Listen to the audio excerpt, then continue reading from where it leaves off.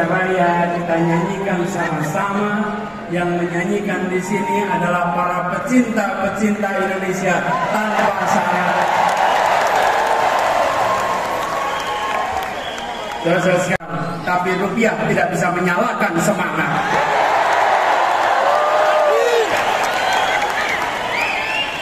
Yang hadir di tempat ini seperti tulisan di situ, relawan tidak dibayar bukan karena tak bernilai, tapi karena tak ternilai harganya.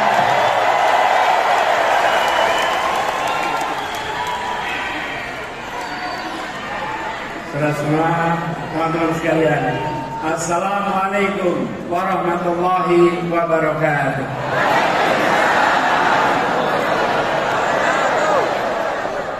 Yang punya kursi boleh duduk. Yang belum punya kursi berdirilah, tunjukkan punya semangat yang besar. Ya. Saya kalau hadir acara dengan relawan seperti sekarang ini, begitu masuk ruangan rasanya seperti baterai yang di-charge 110%.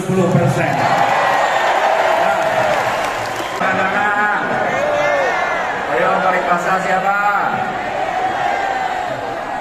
Oh.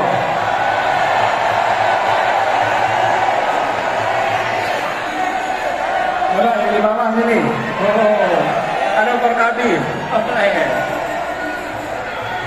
Inilah hebatnya relawan kita. Semua datang swakarsa, semua datang swadana, semua berangkat dengan niat baik. Kami hadir di tempat ini untuk membuat perubahan bagi Republik Indonesia. Kami datang bukan karena bayaran, tapi kami datang karena kami punya kepercayaan untuk Indonesia yang lebih baik. Karena itu, buat teman-teman semua, bagi para relawan semua, kalau boleh saya sampaikan, I love you. And I love you almost full. Kenapa almost full? Kalau saya katakan I love you full, maka tidak ada ruang untuk cinta tumbuh. Tapi kalau I love you almost full, maka cinta kita insya Allah tumbuh berkembang terus ke depan. Apalagi perjalanan kita makin panjang, masih panjang ke depan. Dan tadi saya katakan bahwa kita menyanyikan Indonesia Raya dengan suasana, dengan suara yang penuh semangat. Karena lagu itu kita nyanyikan dengan rasa cinta. Kita mencintai Indonesia secara tanpa syarat. Kita tidak mensyaratkan saya harus sejahtera untuk cinta, saya harus makmur untuk cinta. Apapun latar belakangnya, apapun kondisinya, kami mencintai Indonesia secara tanpa syarat. Tirakat itu bukan tirakatan ya. Tirakat ini adalah sebuah perjalanan untuk mendengar, untuk menyerap, untuk merasakan suasana terkini yang ada di masyarakat kita. Saya datang ke banyak tempat tanpa kamera, tanpa media, tanpa saya temui mereka bukan untuk selfie dan diposting di pagi hari.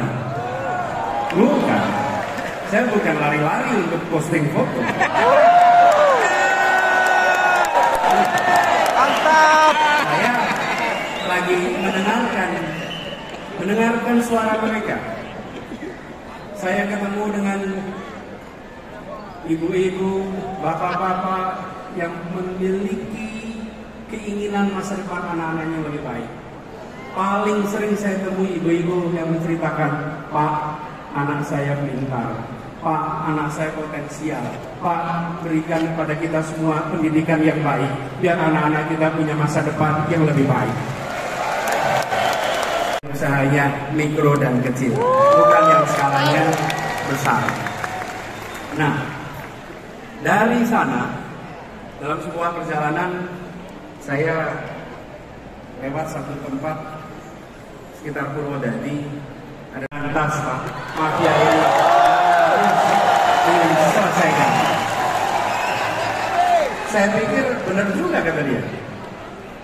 Begitu banyak mafia-mafia yang hadir yang membuat kita memiliki ketidakpastian. Kenapa petani harus bersaing dapat pupuk?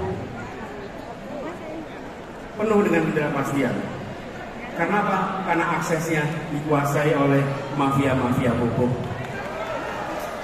Ketika bicara tentang pekerja migran, banyak dari mereka yang sistemnya dikuasai oleh mafia-mafia PMI, yang mereka berangkat kerja keras dan ujungnya pulang tidak bisa mendapatkan yang selayaknya. Sama UKM juga begitu. Dan mafia-mafia ini berderet. Ada urusan mafia tanah, ada mafia parkir, ada mafia kesehatan, mafia perumahan, mafia pemilu, mafia bansos, bahkan mafia proyek pemerintah. Ya termasuk mafia BTS itu. Semua.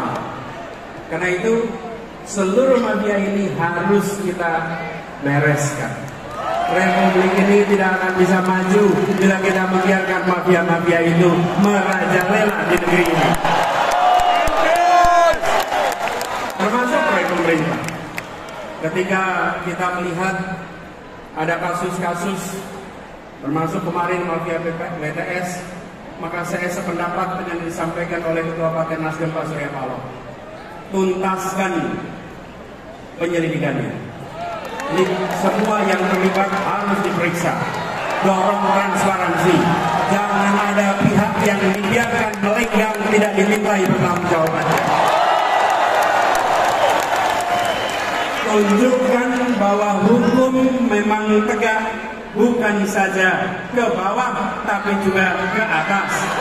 Bukan saja ke lawan tapi juga ke kawan. Hukum tegak untuk semuanya. Dan transparansi ini perlu dilakukan secara menyeluruh.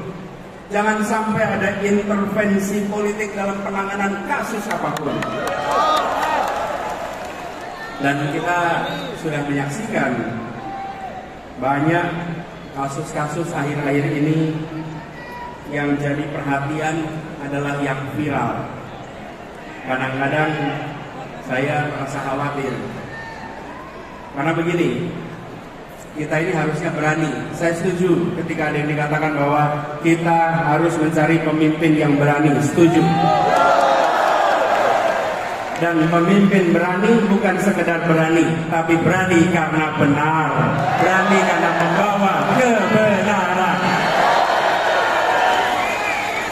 Karena pasangan yang kata berani itu benar. Kalau tidak benar, dia tak berani. Tapi kalau dia bawa kebenaran, maka siapapun dihadapi dan ridha Allah yang menjadi pegangannya.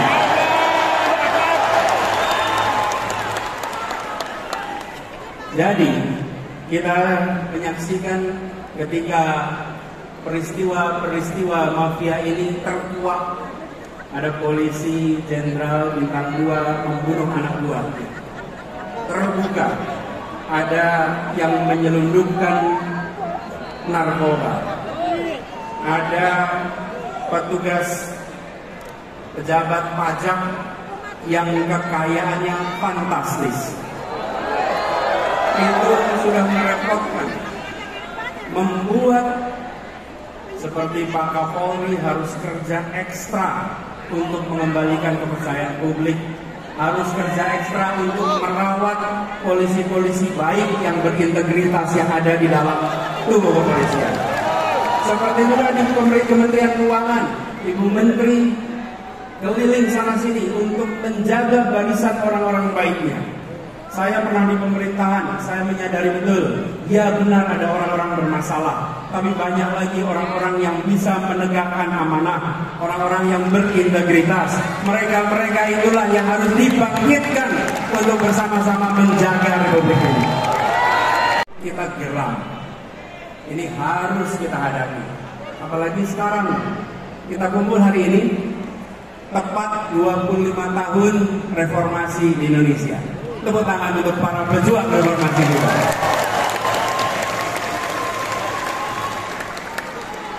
Tapi sambil kita menengok, kok bisa? Kita sudah 25 tahun dari reformasi. Yang dulu kita bicara tentang memberantas kolusi, korupsi, nepotisme. Sekarang justru muncul mafia A, mafia B, mafia C, mafia D. Ini panggilan bagi kita semua. 25 tahun yang lalu kita berkomitmen memberantas KKN. Sekarang kita berkomitmen untuk memberantas mafia-mafia yang ada di Republik.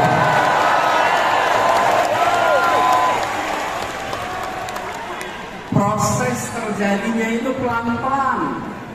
Proses penyimpangan itu pelan-pelan. Bila pemimpin-pemimpin di Republik ini tidak sensitif pada persoalan ini, maka persoalan ini akan secara bertahap merusak Indonesia. Bahwa ini adalah problematika yang harus kita hadapi sama-sama. Setuju? Karena itu, ketika kita berbicara tentang 25 tahun reformasi, amanat yang harus kita pegang adalah komitmen untuk melihat perubahan yang kecil-kecil ini. Nampaknya pelan-pelan, gradual. Jadi kalau ada yang punya ide untuk mengubah, kita harus hadapi dan kita harus hentikan. Pelan-pelan itu prosesnya. Reformasi dulu mengatakan bahwa masa jabatan presiden 2 tahun. Ketika ada yang punya gagasan untuk memperpanjang, maka kita katakan bahwa kita komit dengan aspirasi reformasi. Jadi, kalau ada petinggi-petinggi negeri ini yang pelan-pelan mencoba menggeserkan, jangan pernah dibiarkan, karena itu seperti menaikkan suhu air bagi sebuah kapal. Jangan sampai kita tidak sadar atas penyimpangan yang dilakukan secara pelan-pelan. Yang hendak kita bangun adalah pemerintahan yang mengembalikan spirit yang ada di dalam pembukaan Undang-Undang Dasar 1945. Spirit yang ada di sana adalah bagaimana rakyat mendapatkan kemerdekaan yang sesungguhnya. 25 tahun yang lalu ketika kita memperjuangkan reformasi, pada saat itu kita berada di dalam suasana ketertekanan. Ekonominya tertekan, kebebasannya tertekan. Hari ini sebagian dari kita merasakan kebebasan yang tertekan. Dulu negara mengatur siapa saja, siapa boleh maju ke caleg, siapa boleh maju ke pilpres, siapa boleh maju wali kota, bupati, semua diatur. Hari ini jangan sampai ada pengaturan siapa yang boleh maju dan siapa yang tidak boleh maju. Karena itu bukan diatur oleh pemerintah, itu diatur oleh partai-partai politik atas aspirasi rakyat. Bila rakyat menginginkan si A menjadi calon, izinkan negara ini memberikan kesempatan kepada mereka untuk memperjuangkan. Bukan malah negara menghentikan, bukan malah negara melarang. Bahwa negara menjamin kemerdekaan, dan itu yang harus sekarang kita perjuangkan. Jadi kita yang berada di sini adalah kita yang punya aspirasi, dan kita menuntut agar ada kesetaraan kesempatan bagi siapapun di Republik ini. Jika kita bicara tentang nilai-nilai, maka semua akan terpanggil. Itulah sebabnya hari ini kita berjuang, karena kita membawa nilai-nilai dan kita ingin memanggil semuanya untuk berjuang bersama kita. Nilainya nilai keadilan, nilainya nilai kesetaraan, dan itulah yang kemudian membuat kita semua yakin bila ini kita kerjakan, insya Allah Indonesia akan lebih baik. Indonesia akan lebih makmur. Karena itu buat para relawan semua yang sudah berkumpul di sini, siap kita bergerak bersama ke depan, siap untuk mengajak semuanya, siap untuk menjangkau semua, siap untuk menunjukkan bahwa ini negeri merdeka. Jangan, permintaan saya, jangan pernah takut untuk menunjukkan pilihan kita. Setuju? Bila kita menawarkan prinsip keadilan, prinsip kesetaraan, pasang besar-besar pesan itu dimanapun Anda berada. Jangan gentar pada mereka yang kegiatannya merobek poster. Jangan gentar. Jangan gentar dengan mereka yang suka merobek baliho. Jangan gentar. Bila ada baliho dirobek, bila ada poster dirobek, jangan cuma difoto, berikan laporan ke kepolisian. Nanti kita tunjukkan siapa yang menghargai pendapat dan aspirasi dari Republik ini. Dan kita tidak perlu memberikan spanduk-spanduk penolakan. Kita sambut kedatangan siapa saja sambil mengatakan kami siap untuk disandingkan, kami siap untuk dibandingkan. Dan kami yakin bahwa gagasan kita, karya kita, rekam jejak kita, program kita, bila disandingkan, maka kita akan bisa mengajak rakyat Indonesia untuk Indonesia yang lebih baik. Mengalami tantangan, semakin besar tantangan, maka orang-orang tangguh akan bisa melewatinya. Kalau kita ketemu dengan tantangan, maka kita tidak menghindar. Kalau kita ketemu tantangan, kita tidak sembunyi, tapi kita hadapi. Kita apa? Kita hadapi. Karena itu saya kalau boleh bertanya kepada semuanya nih. Kalau saya beri pertanyaan, pejuang bukan? Maka jawab, hadapi. Siap? Pejuang bukan? Pejuang bukan? Pejuang bukan? Insya Allah kita hadapi, dan dengan izin Allah perjuangan ini insya Allah akan diantarkan ke kemenangannya. Terima kasih, salam perjuangan, pesan kepada seluruh keluarga, semua tetangga, jangkau semua dan katakan bahwa perubahan untuk keadilan sedang bergerak menjangkau semua, dan insya Allah dari ruangan ini dikirimkan pesan penuh semangat untuk seluruh Indonesia.